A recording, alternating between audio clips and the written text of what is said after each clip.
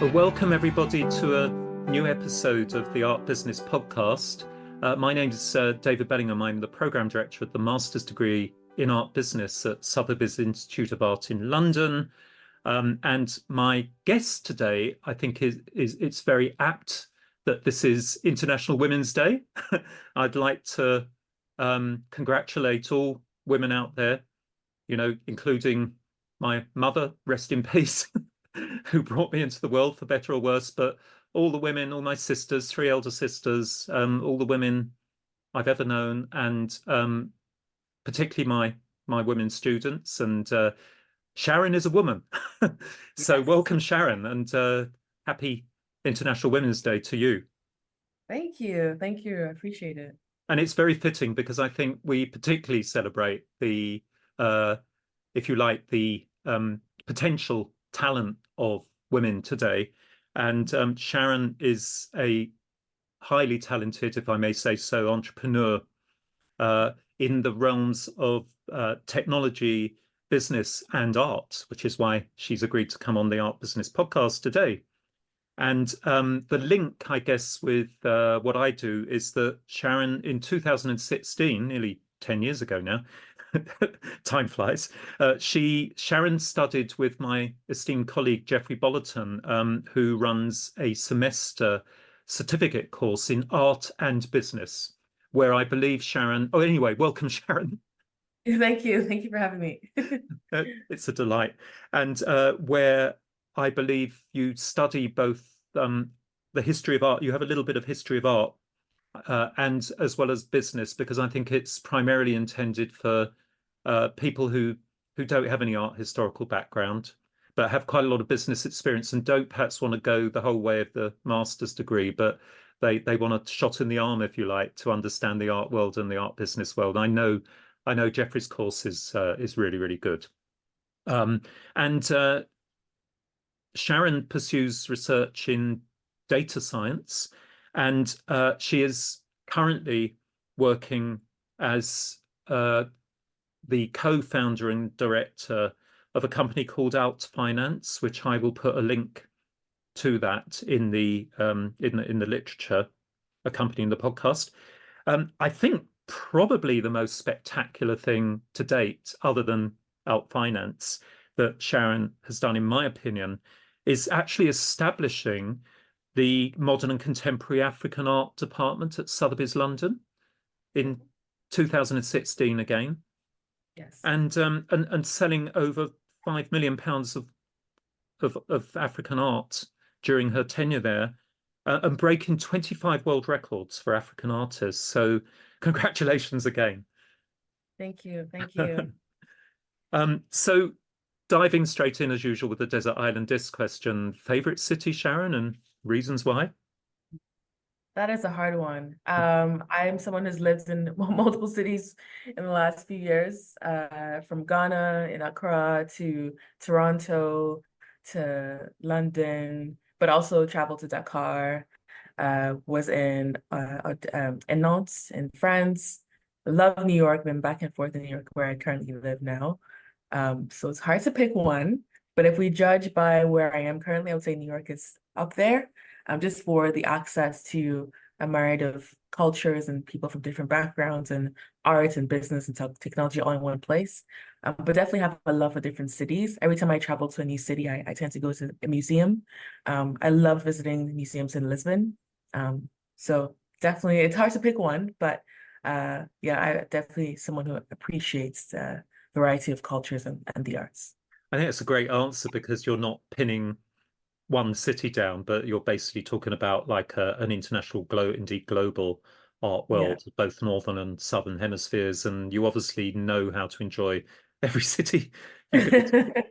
And I Yeah. believe your business is currently based in New York.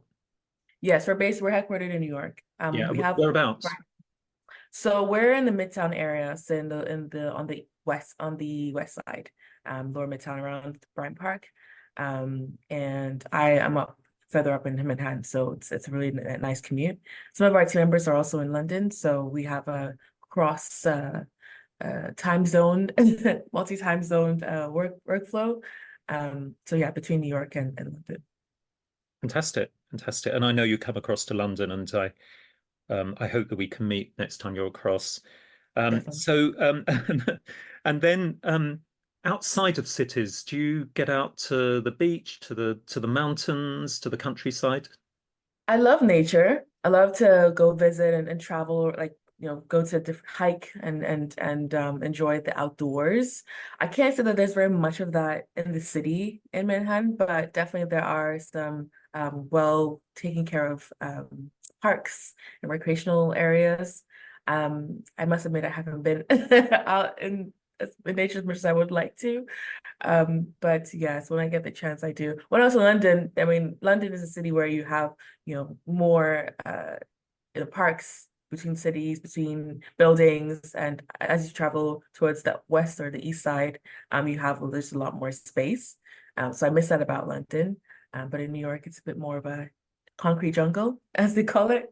So not as much, but definitely miss the outdoors, miss trees and nature. Yeah, I remember when I go to New York, if I have some free time, I always head northwards up to Central Park because I Yeah. kind of miss the London parks. It's funny enough, actually, I asked some of my students in a seminar group the other day. We were talking about London v Paris as an art world centre and whether Paris is going to, this is quite an argument, a discussion at the moment in the art market. Well, could Paris take over from London since Brexit? And I was saying, what do you like about London? And they say, oh, the green space, which kind of surprised me in some ways, but it's quite right. Yeah. And wherever possible, if I got time, I will get off the train like a stop early and walk across St James's Park up to Sotheby's and Bond Street rather than going on the tube. Yeah, I was gonna say, I mean, you don't have to go very far to enjoy it. Hyde Park is right there. I used to actually, when I was at Sotheby's, I would on my break, go to the park, enjoy the park, and then get back to work. So, you have just a lot more of that, spread out the city. Central Park is, we have Central Park here, but it's in a fixed, location right in the middle of Manhattan. So if you're not there, then it's not as easily accessible. But London just definitely has the advantage of, parks interspersed between buildings in different areas.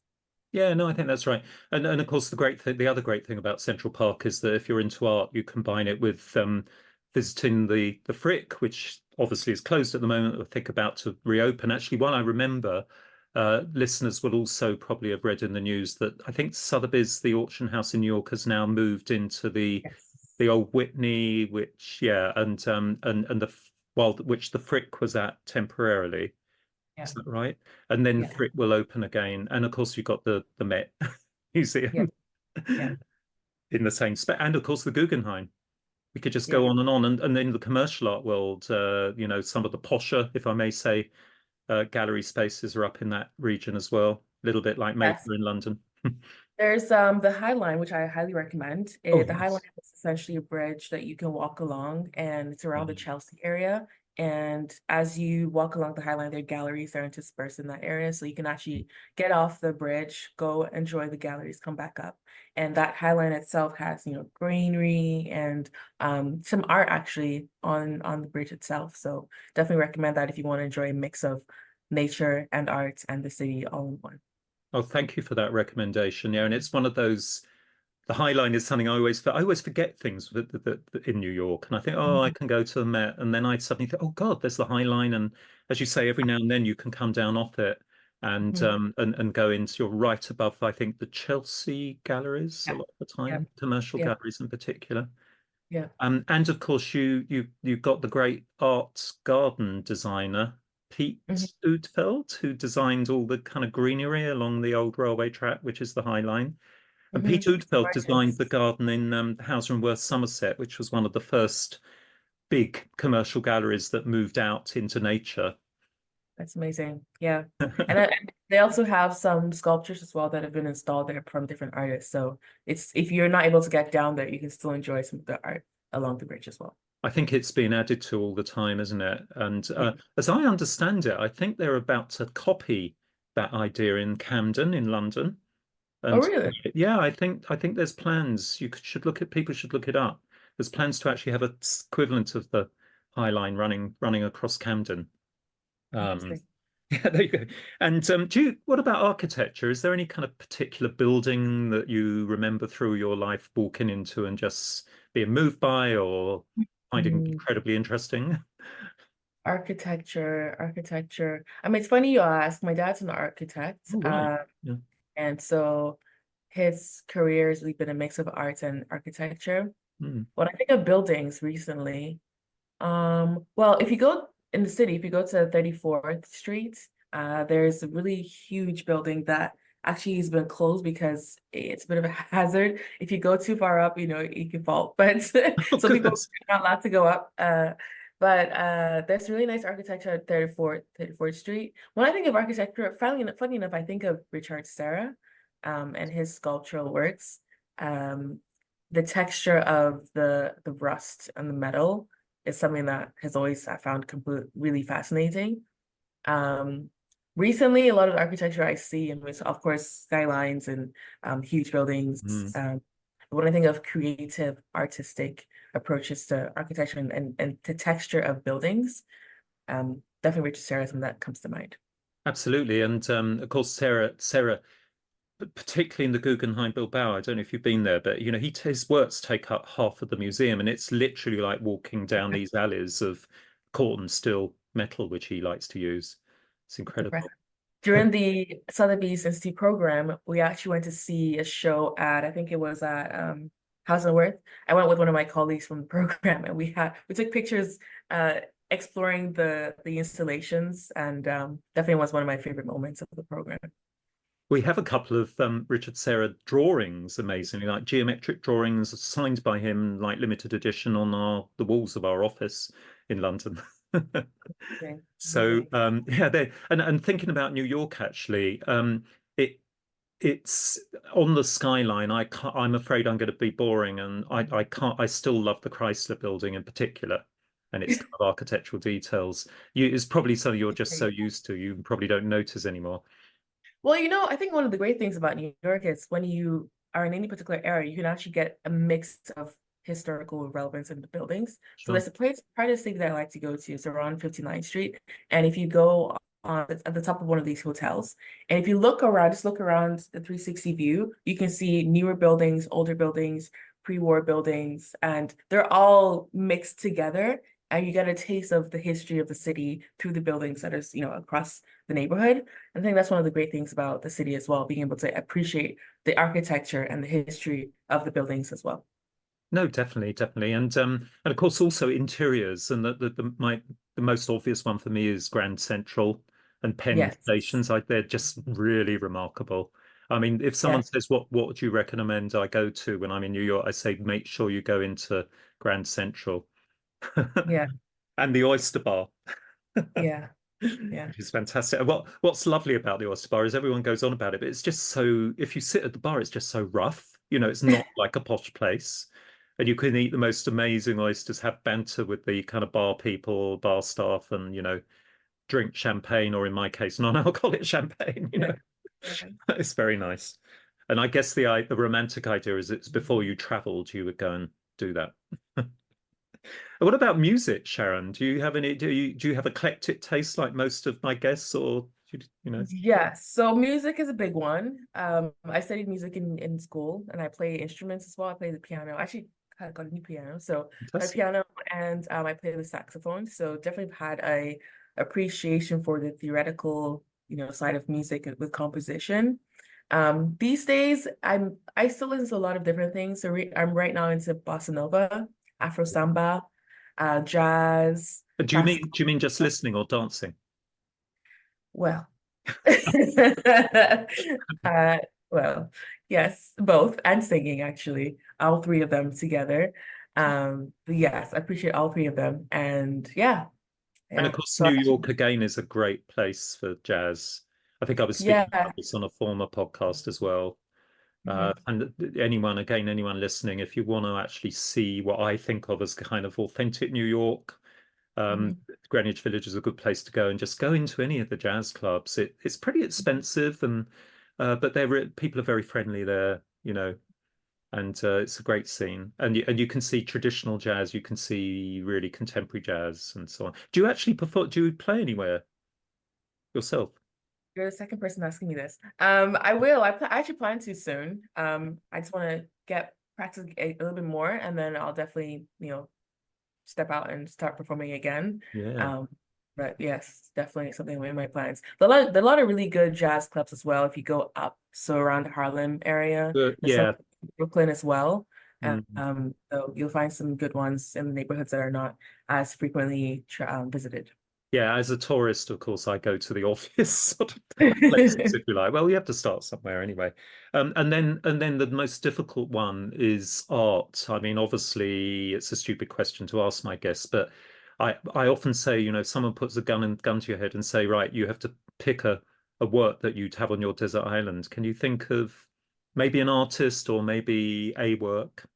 hmm I have a few really favorite artists. Shirin Eshat is an Iranian artist that I have been fascinated by. I love the calligraphy in her photography. Mm. Uh, Carrie Mae Weems, also another photographer. Micheline Thomas, a contemporary artist. Um, Yeah. Those ones to mind. Sanford Biggers. I've been really interested in contemporary artists. Of course, modern contemporary African artists as well, with a lot of them who are actually friends, and some of who have actually acquired some of their works as well. So it's hard to pick a favorite. I think it depends on the themes or what mood I'm in or interested in. But definitely some really exciting works coming out, and that have also a lot of historical significance as well. Yeah, it's a good answer because, art is actually it's kind of a trick question, really, because I always hope people will answer like you've answered because it really is like music about mood. Yeah. But it's great. It's obvious. We'll talk about your work um, later, but you are heavily involved, obviously, in the art world and make sure that you're out there, kind of rising stars as well as established people. Shirin Neshat is actually one of my first loves. I remember there being a show in Amsterdam of her video art, and it was all with music by Philip Glass, the minimalist American Oh, composer. wow. And Wow. the films were amazing. They were all about particularly women's life Yeah. in Iran, and of course because she can't go into Iran herself Yeah.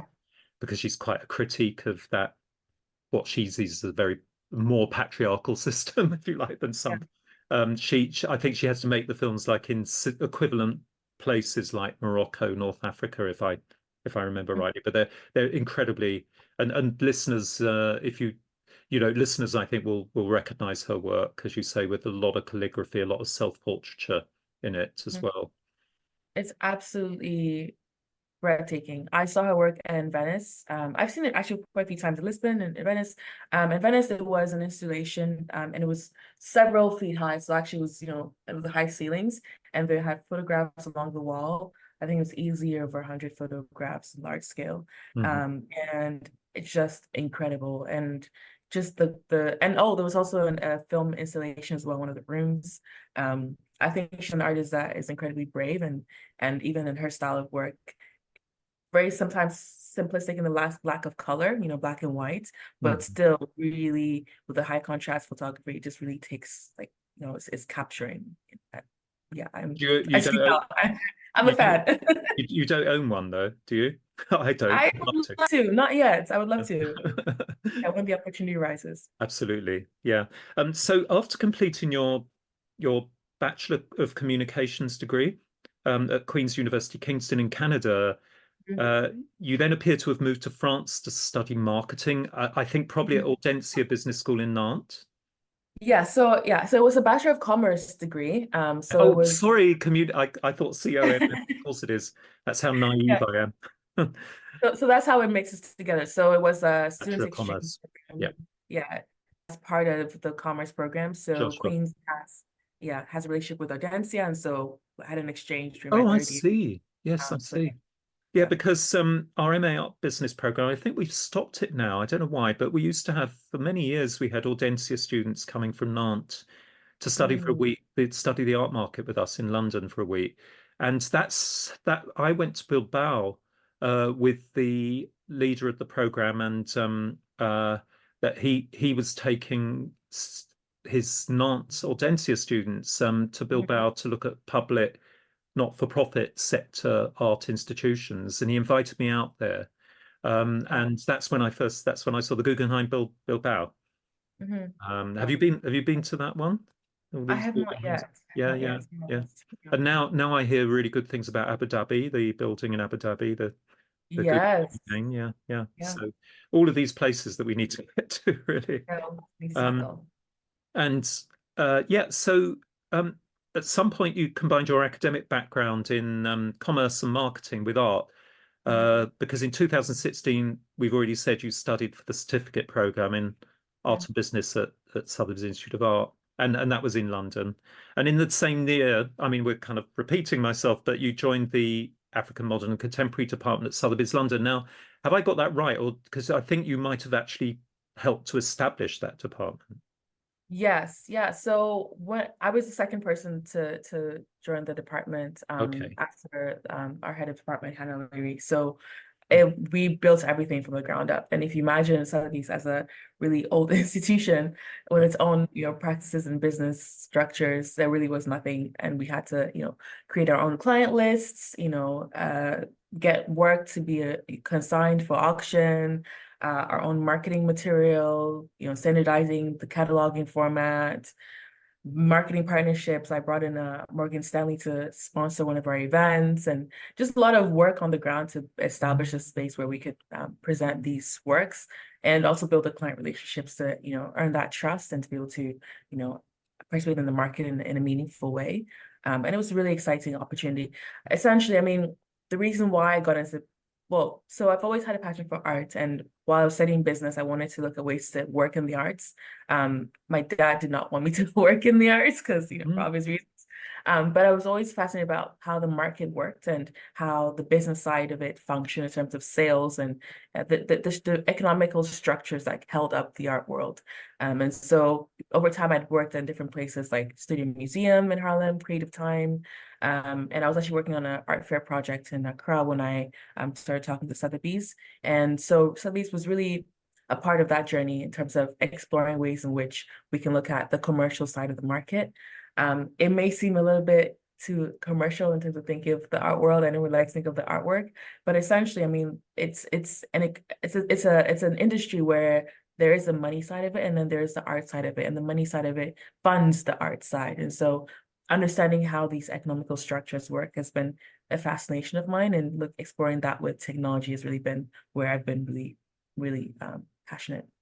Yeah, I'm glad that you see the a symbiosis between art and money because I guess that is our the big point of our master's degree in art business is I you know at in when I'm interviewing candidates they quite often say what would you say is the main theme of your program and I say the relationship between cultural and financial value and we Yeah. believe we most art history departments will actually jettison the money altogether and we think Yeah. that's wrong. We believe that the two, as you seem to have suggested, are actually interrelated and always have been interrelated.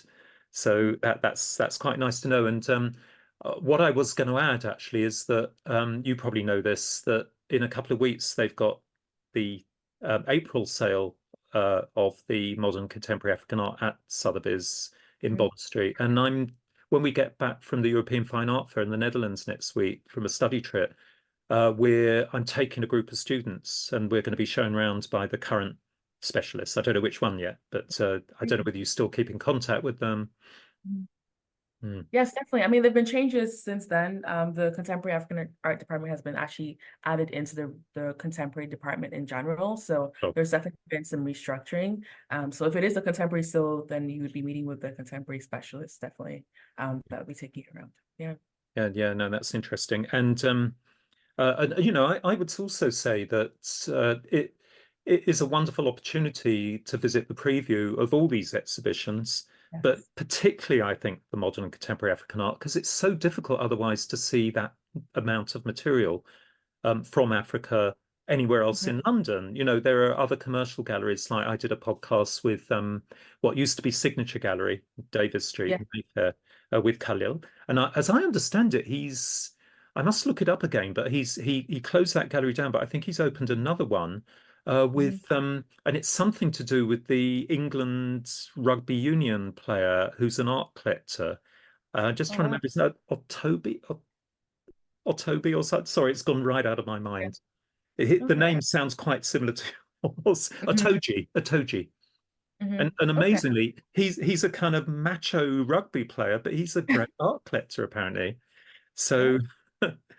So and actually another of my guests, um Dong Min, of other podcasts. She's an MA Art Business alumna and a professional photographer. She photographs rugby, and she Oh, wow. told me the first time, "Oh, you should see if you could interview Toji because he's a great art collector and he's my hero. I take Yeah. photos." You know, she photographed as it's International Women's Day. She also Yeah. specializes in women's, like the England women's team as well, taking amazing photographs, action photographs of them. Yeah. So there you go. And then in 2018, you set up your own e-commerce advisory company, R and Co.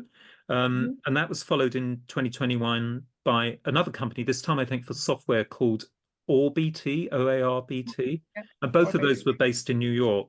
So can you tell us about those two companies? And did they have any links to the art world? Yeah, so I mean, as I mentioned, my passions are really at the intersection of art, business, and technology. And Art Co-Developers is really my work in research around building of websites and applications and software solutions, Mhm. not necessarily directly tied to art, but a way for me to really explore how that world worked and how to look at different innovations around technology with software. So we did that for a few years, building solutions for e-commerce businesses, some of them in the arts and some of them with galleries. And during that time, COVID happened, and we're already researching around innovation around 3D technology to do visualization. So virtual galleries, virtual showing rooms, Mm. and using 3D software to create interactive multisensory experiences. We launched with an art fair in collaboration with Prism Art Fair, which is a satellite fair of Art Basel Miami, and so created a digital arts fair online that you were able to go into different booths, which had pages and virtual showing rooms. And so that actually was very successful. And we did that for at least, I think, 18 months, focusing on building that out. And that's actually what brought me to New York from London, and really looked at ways in which we would commercialize that around the arts world with businesses like galleries, but also with creative products like fashion. And during that journey as well, we actually built a community with NFT artists. And so with the proliferation of Web3 and NFT artists, we created a space where NFT artists could have virtual galleries on the website. And so we launched a showcase that we presented with Ghanaian NFT artists, which was a contemporary Ghanaian NFT show using technology as well.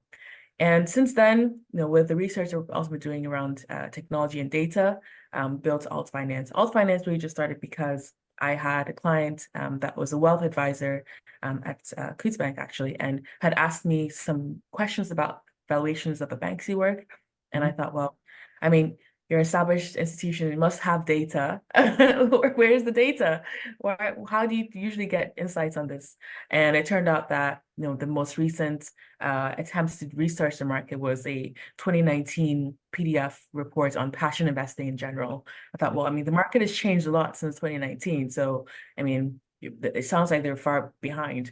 And at the time, because I was already plugged into the technology ecosystem, came up with a way to create some demos and some samples, solutions that would enable us to track the markets in an interactive, kind of like a live calculator experience of analyzing valuations of assets. And that's how, we got to talking again in terms of using Alt Finance. But it's really been a journey of exploring and building solutions around business, technology, and the arts. And along that way, had the opportunity to work with some really great, investors and clients and businesses as well. And it's been an exciting journey so far. Fantastic. And I just before we started this, I was watching online a live auction at Phillips of their Contemporary Art Day auction, and uh, there was a Banksy. And I play a game, an art tactic game called Art Forecaster. I think we spoke about it, where Anders Pettersson, who's another guest on this podcast from earlier times, he and his team select a few works from each auction, important auctions, and we Mhm. have league tables. And what you have to do is they give you the estimate, and they provide you with some data from past sales of that artist and what they sold for, and then you have to guess what the work's going to sell for. And one of them today was a Banksy, and Mhm. because once you've submitted your answers before the auction, obviously, you can then see what everyone else has selected in percentage terms, and no one has selected bought in, and this work was bought in, Yeah. which was good news because it means that no one actually got a point for that. So it's not gonna push me down at all. Yeah. But Yeah. that art forecaster, I think we were talking about it. It's a really good way of actually understanding that understanding valuation in the art market is a mixture of skill and luck. And what I was Mhm. going to ask you, Sharon, with the because we've actually subscribed Mhm. to Art Finance with our students this year. Mhm. And what I was going to ask you is that, for example, do you reckon that you could use Alt Finance as a tool when you're actually doing a bit of research on these, what the work is likely to come in for? Yes, absolutely, absolutely. And I mean, you mentioned the work was bought in. There are several reasons why it would be bought in. It, doesn't necessarily mean there wasn't enough demand. It could mean that the estimates were too high. It Mhm, could mean a variety of things. And so being able to have the data to look at comparable works and analyze, Banksy's works in general would provide some general context into, okay, maybe these estimates were higher than usual, or maybe the demand has gone down, the different ways in which you could actually analyze it, just like you would look at, any kind of assets that trade on the market, having the kind of data that's required to get a full, 360 viewpoint, and also the filters required to actually drill down your viewpoints. So for example, with All Finance, with the dashboard analyzed by artists, for example, you could then look at Banksy's works. You could then filter by the, the format. Is it a photograph? Is it a work on paper? Is it a painting? Is it a recent work? And having all those data points help you to analyze it with much more in-depth, analysis. And that's really what we're here to solve. For a long time, people say, the art world is very, a lot of things that I hear, art is illiquid, or I hear art is hard to understand, or the market is very opaque. These are all words that are used because the data is not as easily accessible, and that's what we're here to change. sure. I mean, I often say to my students, imagine what it was like when I was your age, where it's literally you'd have to know people in the art world who were maybe gone over to a sale in Hong Kong, because this Mhm. data just wasn't available unless someone then phoned you up or even before emails, like phoned you or wrote you a letter or sent you a telegram and said, oh, the bank, the Warhol failed to sell, and then you'd see the work appearing maybe in a London sale later, and no one would know that it had failed to sell. And now, of course, we have all this data at our fingertips. What I would say is, because some listeners might be saying, "Oh, well, I'll finance your platform. How does it differ from other platforms like ArtNet?" And what I would say is that it enables some of those other data, some of those other platforms like ArtPrice and so on are slightly patronizing, that they don't let the user do that much. And yours is Mhm. very, very flexible. As you say, you can apply all these filters and really drill down into. Mhm. So, if I were looking at Banksy, I would be looking also at Philips as, how does Philips usually do? Because the actual Mhm. auction house, I think, has an effect here as well. Yeah. So I think what Alt Finance as a tool allows you to do, it seems to me, is, you know, it's using similar data to those other platforms, Mhm. i.e. auction prices, Mhm. but it's enabling the analytical tools, I would say, are Yeah. much more user friendly. Yeah, yeah, yeah, definitely appreciate it. Mm, Yeah, exactly. So, for example, with the banks, we could take different views. So let's say we had a theory and say, okay, well, maybe this work didn't sell because it was sold in, I guess, London, or mm, maybe it's better, more like to sell in New York, or maybe the market is elsewhere. We could actually filter by region and also look mm, at where, the sell through rates. And it allows you to question and to have hypotheses and to actually see the data, what the data says, and then validate that, see whether that's right or wrong. mm, So if you are bidding in a sale, or you're playing the game with forecasting, or you're just researching in general, being able to then drill down those filters, get the visualizations, whether there's a pie chart of the sale through rates, or a bar graph with the listings of the the sales in total with the value, or maybe a box plot that shows you the range of estimates. Maybe we say, well, typically Philips might place their estimates a bit lower or mm. higher. All these different viewpoints help you to then better understand what you're looking at. And I would say to listeners as well, it doesn't guarantee, that, like any other asset, what thinking about, are these assets going to go up or down in the next few weeks? It could be gold, it could be oil. The Mhm. same with art, and in fact, almost more so with art, because Mhm. a work of art is a hedonic product, and so each work of art is unique, and there's Mhm. so many different factors. So, you also, not only would you use Sharon's art finance data, but you should also be looking at the catalogue notes, at the Mhm. provenance history. All Mhm. of these things can affect whether the thing's going to do well or bomb, which is exactly Mhm. what happened to the Banksy today, Yeah. which was actually an elephant with a bomb on its back, by the way. I think Well. it's called something like heavy weaponry. That's right. I'm looking at it now. Um, Yeah, yeah, interesting. heavy weaponry. But it's no guarantee of, and Sharon would be the last person to say this would guarantee you success. What I would say, and I've said this to my students, when I when I when I haven't got much time to do this, I just Mhm. use my knowledge, my experience and knowledge and instinct to choose. And I've experimented with this, and I'm more successful when I actually look at data and Yeah. rationalize. And also the other point about that is that if you have looked at the data and rationalized the price, and then it's nowhere near it, at least you know that you've done your, that you've understood it. You've understood Mhm. what's going on, and you realize it must be something that I'm unaware of, and so on. So I think it's just kind of almost like the exercise of doing all this kind of analysis, which makes it worthwhile.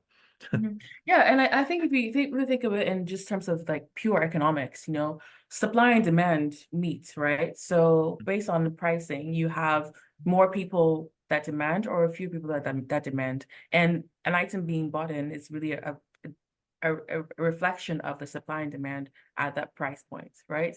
And the secret is, now maybe I should or should not tell you this, Go but on. there's also a lot of politics that goes into estimates, right? So Yes. it's not a hard and fast science. It's also business and business relations. And so an estimate might be higher or lower because, that client that was consigning the work was also showing to another auction house, or maybe there was a lot of competition to try and get it up. And so just looking at that, you also have to understand that those estimates are subjective and also are subject to the politics. But the Absolutely. data doesn't lie. And so if an item is bought in or it performs higher or lower than a lower high estimate, that those data points are really important to analyze and to understand. And it's all part of a trend. So you're right. I think it's good to look at the data and it helps to contextualize it. So Yeah. maybe if an item has been bought in, maybe have similar works by the artist has been bought in at that price point. Is it a work that's been listed before? There are all these other ways in which you can drill down to understand what's really happened in the auction room. And I think it's all, if you have time, haha, Yes. it's always worth doing like a post-mortem, after the Yes. sale and working out where you might have gone wrong and the reasons for that. What I would say is that I'm sure Anders wouldn't mind me saying this. I emailed Anders after a sale of contemporary work a couple of weeks ago because it was these emerging artists that tend to have quite reasonable estimates, but they're going way over the top of the range, and I really kind of went wild and sort of thought these are all going to most of these are going to sell for a lot more. I got Mhm. zero.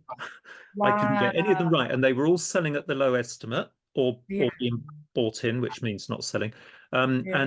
And I reached out to Anders and said, I'm really embarrassed because I think you know who I am by my pseudonym. And he said, Oh, don't worry, I did the same.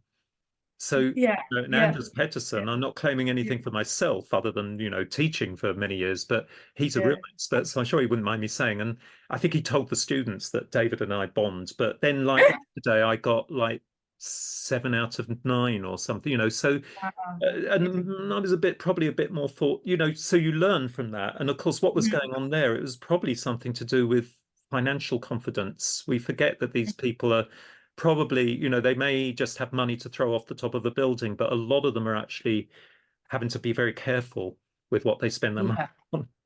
Yeah, yeah, exactly. And our big vision is really contextualizing these insights. So, for example, when we looked at, array of different asset types, we contextualize it against the S&P 500, the currency exchange rates, how the stock market is going. So really, I think one of the key differentiators with us as well is that we are looking in a way that helps you to get a real in-depth, view of the market, not just with the particular artist, but how that artist and their works fits within the global economy. So you can also understand and see the patterns. So for example, we looked at some works that sold in an annual sale. We did a year-on-year analysis comparison, and we saw that actually there was a general 50% drop with the same sale. Well, that might be a bit alarming, but it could also be an opportunity to understand how to bid. And when you actually contextualize that with the S&P 500, we saw that actually it was part of a cycle with the economy. So definitely, I think these kinds of insights help. And remembering as well, like you said, that the people bidding in the room are also likely people that work in business or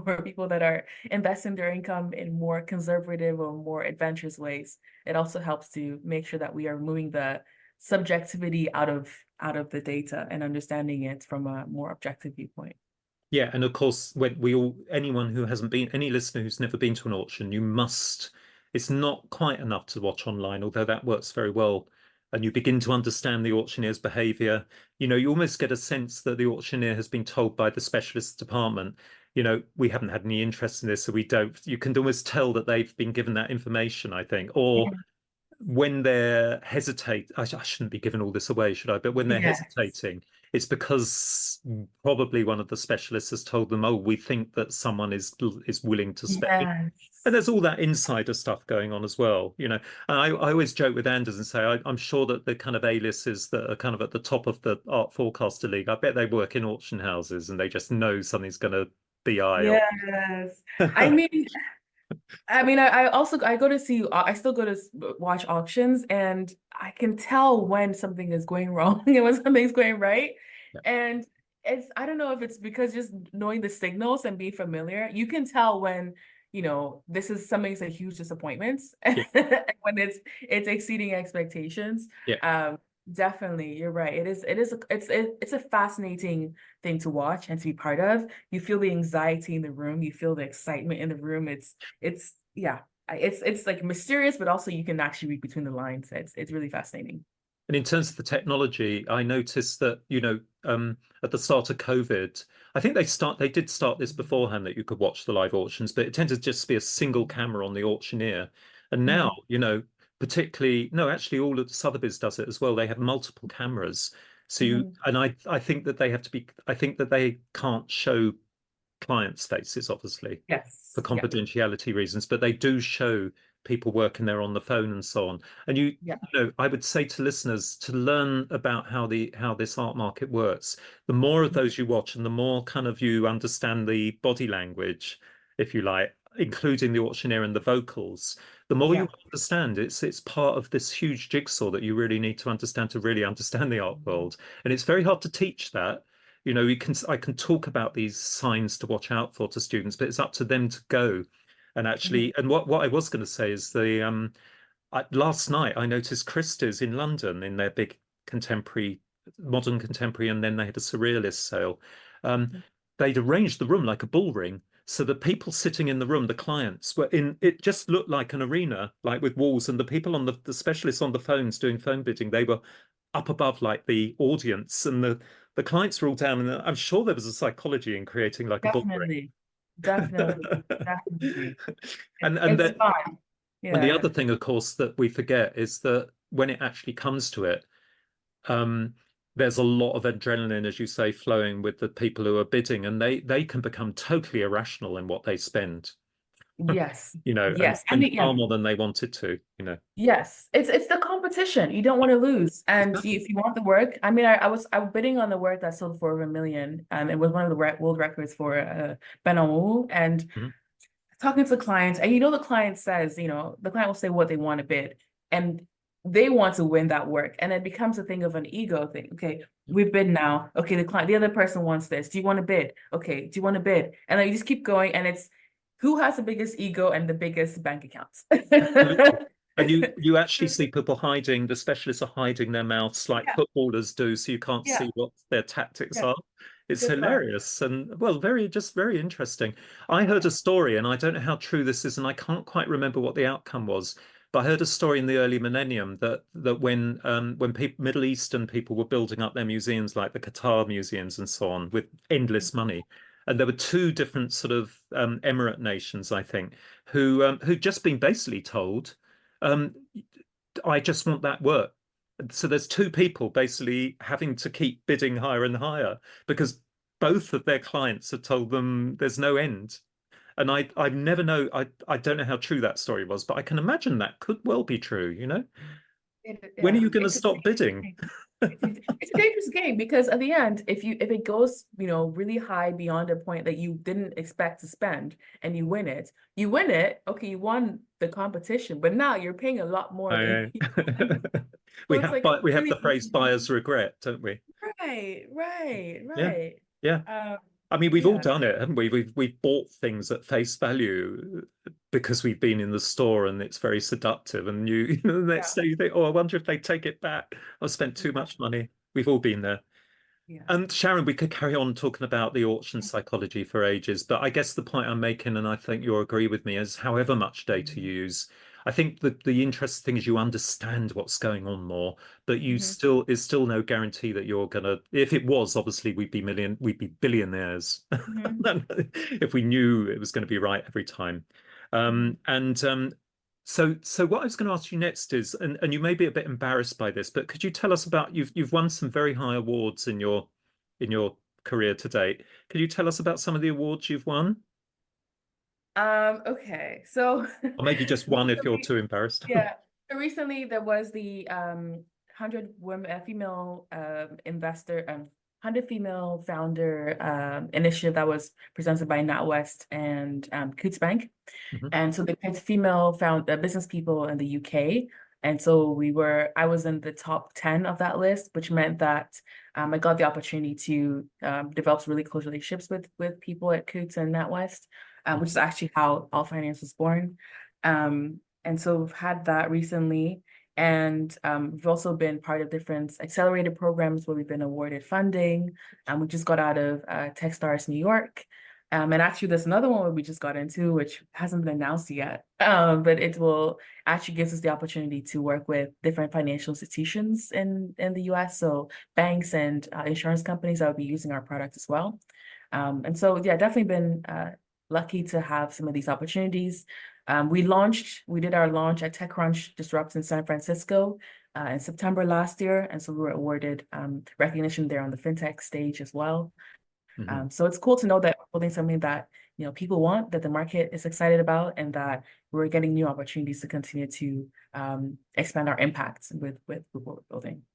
Yeah, it's fantastic. I mean, well, the listeners have just heard Sharon talking about, she's working side by side with institutions like banks and insurance companies, and the reason that you're working with insurance companies is because they have to appraise works of art and their financial value for insurance purposes.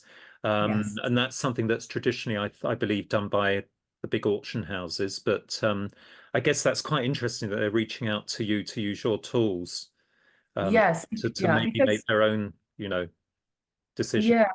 Because usually when you get an item insured, it'll be based off of, a one-time appraisal report that you might submit, but the market changes so much. Sure. And with the impact of, just climate change, the insurance markets become a lot more volatile and just hard to, be profitable in. Yes. So insurance companies have a lot of pressure now to make sure that they're staying on top of the market and they really understand what they're insuring, and they're developing products that are well, packaged and priced. And so having the real time, access to insights on the market is really helpful for just being a much more efficient as companies that Mhm. operate in this space. And so that's really where we're seeing a lot of demand around, being able to access the data, model it, forecast, just as you would with anything else, with Mhm. cars, with homes, just have the data to actually do some real work with, is what we're seeing. Yeah, and I think also you're willing to tailor your platform for different organizations. So obviously we're an educational organization, and Sharon has created our own dashboard for myself and my students, knowing what our needs are, as it were, Mhm. the kind of analysis that the students will be doing for some of their assignments, and particularly often for dissertations if they're analyzing the market for a certain artist or a group of artists and so on. So Sharon I think Out Finance will always listen and help you to tailor the platforms. And I assume that the platforms that you're tailoring for, like an insurance company, might look slightly different, you know? Yes, absolutely, absolutely. So it'll be more about the policies and the insured assets, and you're able to pull in different data points that are relevant and Mm-hmm. plot that out, as required. So it's fun. It's fun to have the data and be able to do some really interesting and customized solutions, for different clients. Yeah. And I bet just as a kind of what's the word? Get out clause for me. Mhm.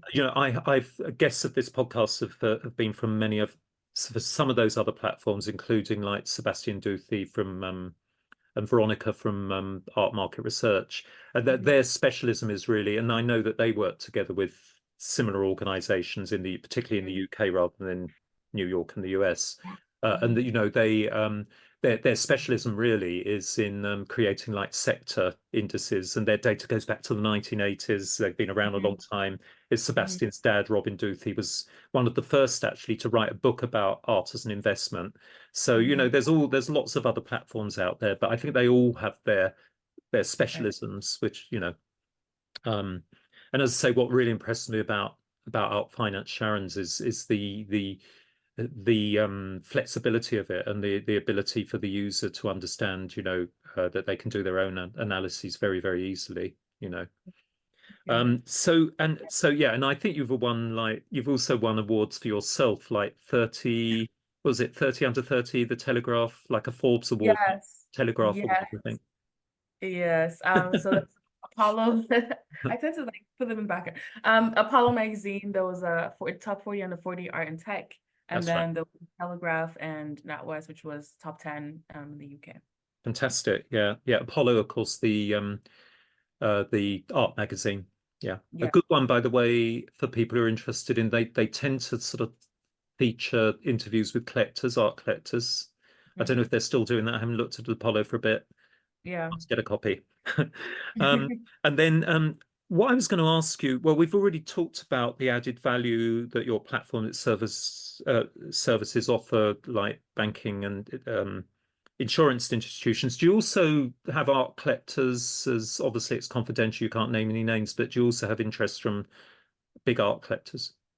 Yes, Mm, yeah, and it's a really powerful tool for art collectors because you're able to understand, the artists or the markets before you acquire works or before you decide to sell them. Let's say mhm, you go to a gallery or an auction house to list something for sale and you get an estimate, you can actually check and see if that makes sense. mm, And so some of our users are collectors.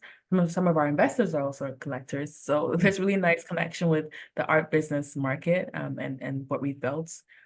Yeah, so definitely it's collectors and it's people in wealth management. And because the platform is so flexible, like we've discussed, you're able to actually use it for a variety of different use cases, which makes mhm. it very versatile.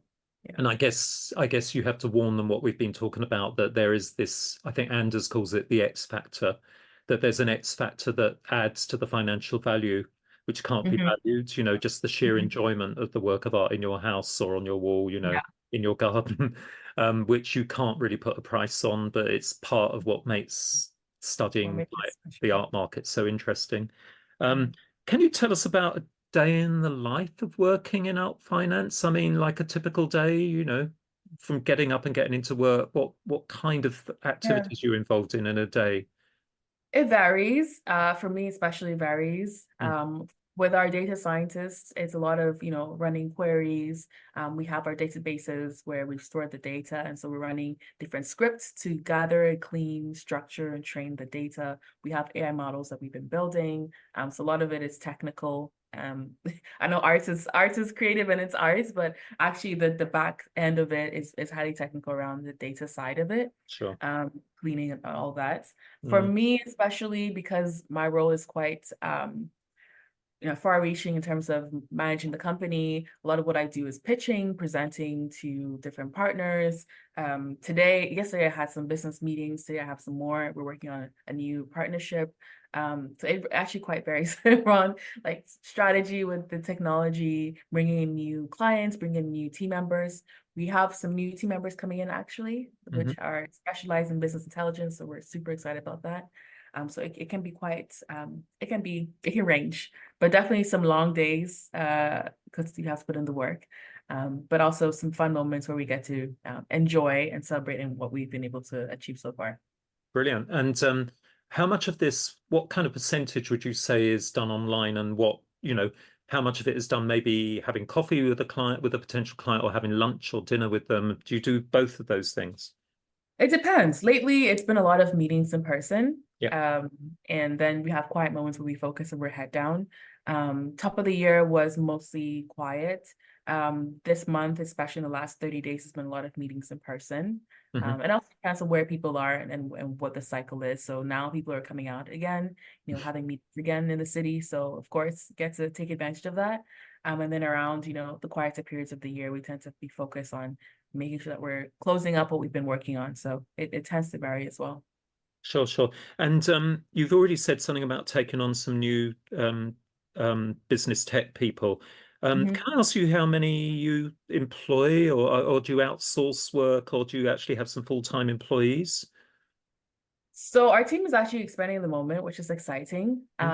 We are a team of 5 internally Mm-hmm. that work on the building of the infrastructure, but we've actually just signed a new partnership with AWS. So Hmm. AWS have also a dedicated team that are working with us. Hmm. That I cannot say the size of their team, but probably around another 10 or so. Sure. And then we have advisors as well that we work with that are specialists in the market. So Mm. we about maybe 6 advisors as well. So altogether, we're probably an army of 25 altogether, all playing different roles on the team. And then we tend to, delegate as required. And are your clients, I mean, this may be confidential, but and you don't have to answer it, but would you say your clients are mainly North American, or are they from all over the world? And if they're from all over the world, are they like Chinese clients potentially? Mhm. So right now, I would say most of our clients and our market activity is in the US, Sure. within the Eastern and West Coast regions. But we also have clients like yourself who are in London.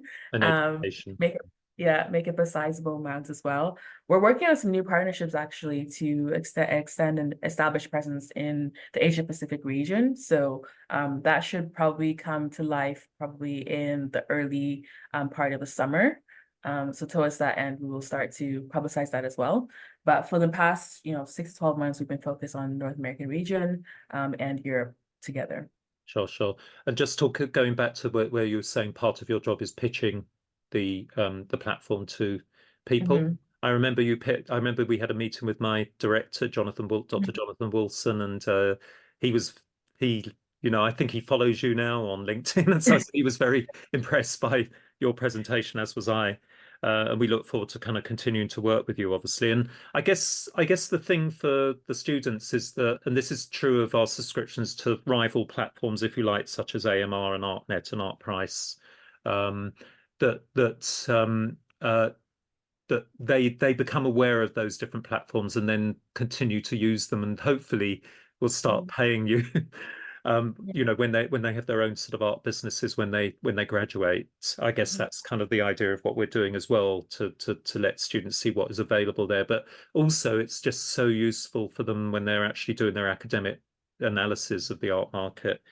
So I was just going to finish by asking you, what are your plans maybe for the rest of 2024? I was also going to ask you, would you ever go to an art fair and have a stand and to sell your product, or have you done that already?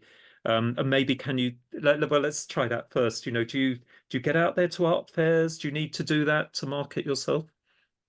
Yeah, well, I mean, towards the start, we've been focused on a few like technology focused initiatives. So we've done TechCrunch, which was where we launched, and really looking around the innovation side of data science, and building those relationships. And towards this rest of this year, it's going to be a combination of that. So, the financial services industry events, and then also some arts events as well.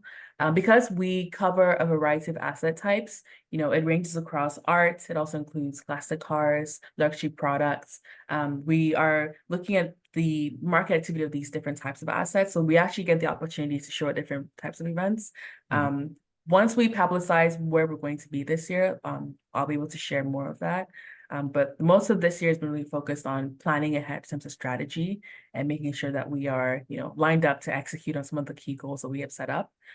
So this year will be a lot more of product releases, releasing new dashboard solutions, releasing new partnerships with financial institutions, and then also some more public displays at some art fairs. So once I confirm that, I should be able to share that soon. Yeah, and yeah, something we didn't talk about actually is that you're not just analyzing art. Your platform will allow you to analyze other what we might call luxury products, such as classic cars, Yes. wine. I think you Wine, yeah whiskey, yeah jewelry, yeah handbags, watches. yeah. That's right. And that, again, this is something that we always tell our students that although our focus is on fine art and to a certain extent design and decorative art, um, Mhm, we we basically our students go into like the fine wine market or the classic mhm, car market because we're very, very broad in our definition of what art is. mhm, And of course, we also do an MA now in luxury business. And I will talk to Federico mhm, Carlotta, who's the director of that course, and is doing very well. The numbers are increasing all the time because it seems to me that her students might find your platform very useful as well because mhm. of those kind of luxury products that they're looking Yeah. at. So I think the last question I wanted to ask you, Sharon, is can you see yourself selling up and setting up another company as a kind of entrepreneur? Yeah, I mean, I think for us entrepreneurs, it's a bug. Yeah, it's We in your need a bug it's to in your build and to grow. So yeah definitely, I think in a few years, I can see that happening. yeah Right now, I am buckled in yes with all finance, so I can't see anything changing sure anytime soon.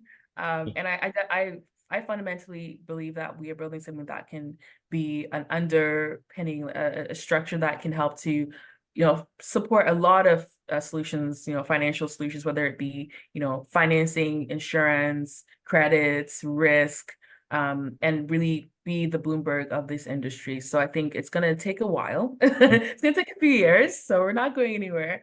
But yeah, definitely would look at the opportunities that as they come about, when the time is right. So it sounds as though at last you've settled a bit more, as it were, Yes, into we're something which here. We're has, here for some time. Yeah, yeah, yeah. which has like obviously, and you're expanding your staff and your clientele.